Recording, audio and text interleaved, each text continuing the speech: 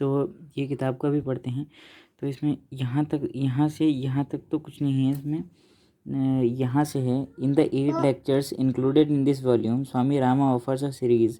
तो वो स्वामी रामा बताते हैं कि हमारी एक रिस्पॉन्सिबिलिटी है, वो हमें सबको करनी है, उसके बिना कुछ नहीं है। तो वो है सेल्फ अंडरस्टैंडिंग, सेल्फ को समझना। और एक है, अब कहते हैं karma the activity of doing and being is symbolized. जो कर्मा है, जो कर्म है, वो कैसे एक रोप के मैनी स्ट्रैंड्स, जो रोप नए नए मतलब छोटे छोटे रेशों से बंधी हुई होती है। तो वो जो रेसे हैं वो एक बॉन्डेज ऑफ सफरिंग की तरह हैं कहते हैं। और वो हमें क्या देती है, वो कर्म का हमें सिद्धांत ऐसे देती है पुनर्जन्मों से। मतलब पुनर्जन्म, जैसे तुमने पिछले जन्म में किया है वैसा अभी मिलेगा तुम्हें। जैसे तुमने पिछले जन्म में कर्म किए हैं वो अब मिलेंगे, तो उसका फल अब मिलेगा। तो रीइंकार्नेशन पे बेस्ड है, पुनर्जन्म पे। तो ऐसा हालांकि है नहीं, ऐसे बताते हैं। तो स्ट्रैंड्स जो जिससे बने हुए हैं, rope of karma are action, जो नए नए छोटे छोटे रेशे हैं कर्म के, मतलब कर्म एक रोप है कहते हैं, रोप की तरह समझो। और जो जो स्ट्रैंड्स है, छोटे छोटे धागे हैं, रेशे हैं, उन वो क्या इंक्लूड करते हैं, एक्शंस हमारे थॉट के, वो थॉट्स और डिज़ायर्स और द लेटेंट टेंडेंसीज, छुपी हुई प्रवृत्तियाँ हमारी पर्सनैलिटी की, जो कि असल में है नहीं। पर्सनैलिटी का मतलब ही होता है कि परसोना एक मुखौटा, पाखंड, which lie hidden in the depths of subconscious mind, जो सबकॉन्शियस माइंड में छुपी हुई हैं। The effect of these constituent aspects मतलब ये स्ट्रैंड्स, तो जो of karma is to keep the mind in a state of constant agitation. हाँ, कॉन्स्टेंट एजिटेशन मतलब निरंतर संघर्ष में, निरंतर बेहोशी में, क्रोध में, और आउटवर्ड डायरेक्टेडनेस, क्या कहते हैं, गुस्से में, और दूसरों को ब्लेम करने में, इसी में चल जाता है वेल। और माइंड ऐसा क्यों करता है, इन सर्च ऑफ अपीजमेंट, खुशी की राहत के लिए, खुशी की खोज में। हालांकि उसे मिलती तो नहीं है, वो सोचता है क्या पता एक थोड़ा और इससे मिल जाए। माइंड किस पे जीता है कहते हैं, ये स्वामी रामा के अकॉर्डिंग माइंड जीता है थोड़ा और पे। रिजल्ट इज एनस्लेवमेंट, और इस सब का रिजल्ट क्या होता है, एनस्लेवमेंट, गुलामी टू द मैनी ऑब्जेक्ट्स के प्रति गुलामी हो सकती है, किसी के आइडियाज़ के प्रति हमारी गुलामी हो सकती है, कल्पनाओं के प्रति गुलामी हो सकती है, धारणाएं जो हमने बनाई हैं, pleasures which vie for the mind's attention, और जो माइंड के अटेंशन को खींचती हैं उस प्रकार के प्लेजर्स हो सकती हैं, जैसे इंटरकोर्स है, और मतलब जैसे फूड है, मतलब ऑल द सेंसरी प्लेजर्स। तो as long as the mind remains in this scattered और dissipated condition, there can not be any hope of freedom of karma. तो कहते हैं कि जब तक ये माइंड हमारा इस तरह से बिखरे हुए है, एक्शंस में, थॉट्स में, डिज़ायर्स में, तब तक माइंड फ्री नहीं हो सकता। But in the pages of this book, Swamiji analyzes the mechanism of karma and the functioning of mind in order to demonstrate the kind of self-study each student must undertake to free himself from bondage. तो इस किताब में हम देखेंगे स्वामी रामा किन तकनीकों को अपनाते हैं माइंड की जो एनस्लेवमेंट है उससे आज़ादी पाने के लिए। तो in this process of self liberation three stages are shown to be essential.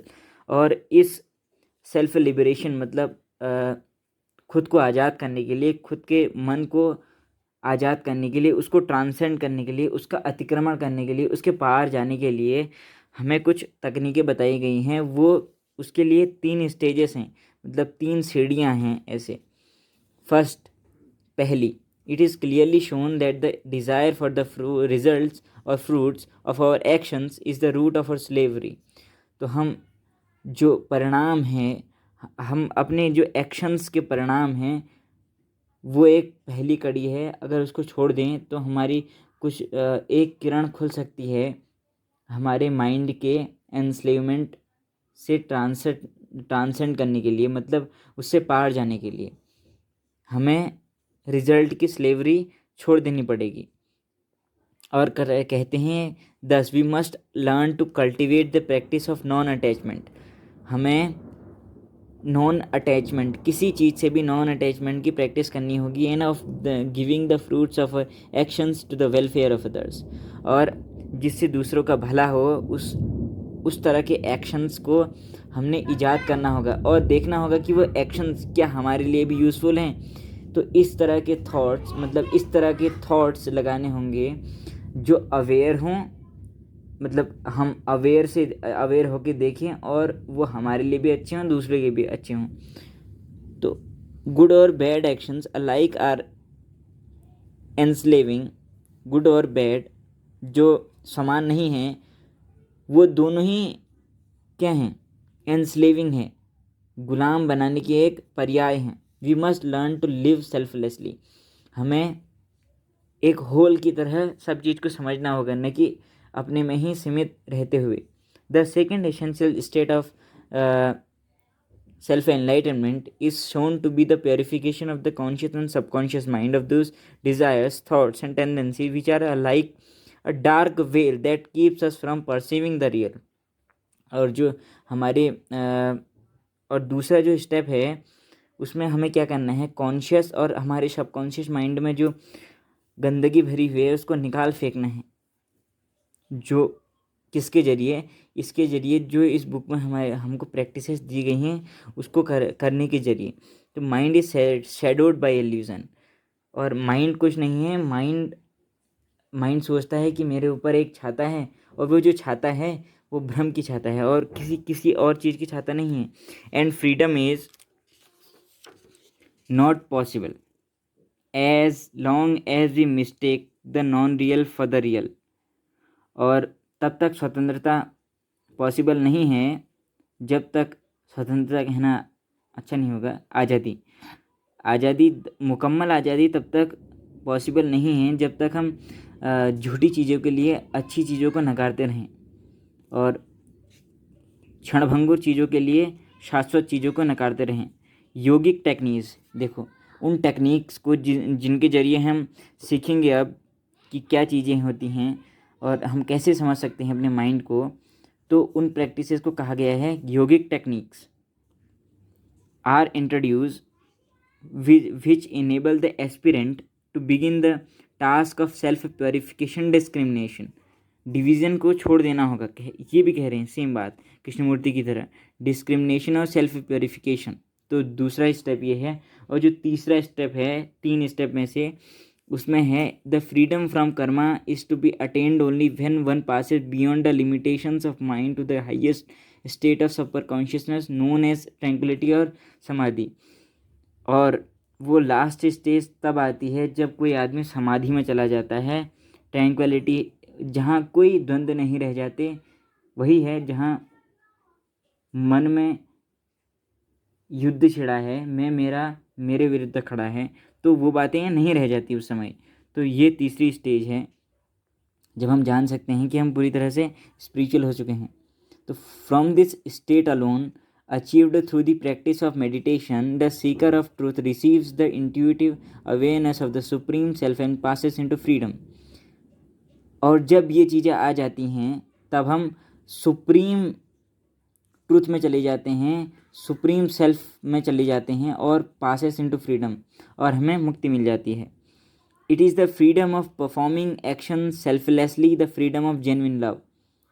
तो ये जो फ्रीडम है वो हमें अपने तक ही सीमित रहकर नहीं करना है, वो हमें एज अ होल देखना है, पूरे विश्व की तरह, एक त्रासदी की तरह। Karma is of our own making, what we experience today is the result of what we have created in our past। So two is our future of our own making। और जो आने वाला कल है वो आज जो हम बीज बोएंगे उसी पे आधारित होता है। It is to assist us in the creation of a future that will bring liberation to all who are aspirant of freedom and truth that this book is written for। तो ये कह रहे हैं कि ये टेक्निक्स इसलिए हैं ताकि हम अपने फ्यूचर को अच्छा बना सकें और अपने प्रेजेंट को काफ़ी बेहतर बना सकें।